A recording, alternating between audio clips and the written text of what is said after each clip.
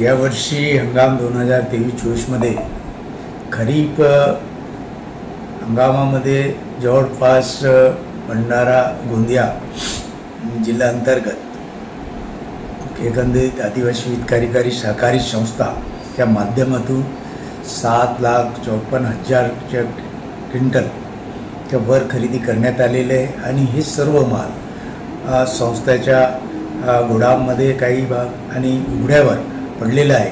जवळपास या खरेदीला 7-8 महिने होत आहे, अजूनपर्यंत एकही माल उचल झालेला नाही आणि त्यामुळे संस्थेकडे जागा उपलब्ध नसल्यामुळे यावर्षी संस्थेने रबी खरेदी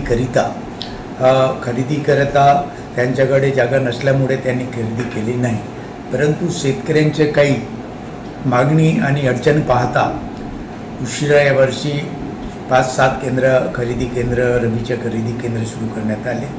त्यामध्ये जवळपास 5,000 ते 6,000 क्विंटल खरेदी आता झालेले आहे। अशा परिस्थितीमध्ये शेतकऱ्यांच्या फार नुकसान यावर्षी झालेलं आहे, कारण की माल वेळेवर उचल होणे, 2 महिन्याच्या आत जर माल उचल झाला असता तर ही परिस्थिती निर्माण झाली नसती।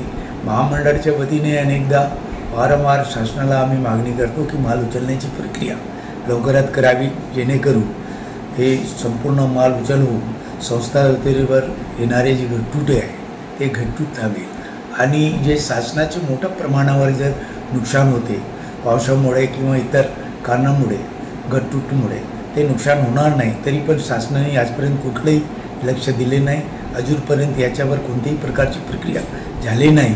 त्यामुळे हे सर्व नुकसान जे होत आहे याला जबाबदार शासनच आहे। संस्थेच्या कुठलाही किंवा महामंडळाच्या या ठिकाणी कुठल्याही प्रकारचा इथला दोष नाही, तरी पण शासनाने लक्ष दिलं पाहिजे। उघड्यावर धान पडलेला आहे, अंकुरमय झालेला आहे, काय सांगणार?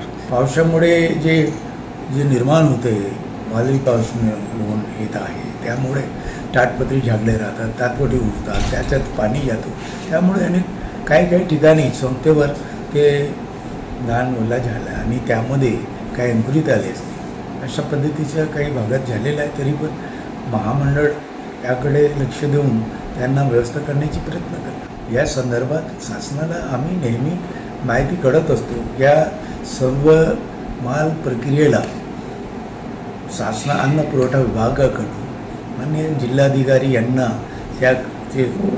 याचे अध्यक्ष असतात, त्यांची जबाबदारी असते की त्यांनी या पद्धतीचे निर्णय लवकरात कशा पद्धतीने करता येईल ते केलं पाहिजे। मागील 23-24 मध्ये 7,00,000 लाख क्विंटलच्या वर खरेदी झालेलं होतं। यावर्षी बहुतेक खरेदी ज्या प्रमाणामध्ये दरवर्षी आपल्या महामंडळामध्ये खरेदी होते, मागील जर विचार केला तर 10 लाख 11 लाख क्विंटल खरेदी होत होता, पण मागच्या वर्षी खरेदी कमी झाल्या आणि यावर्षी रबीला पण खरेदी कम होत आहे।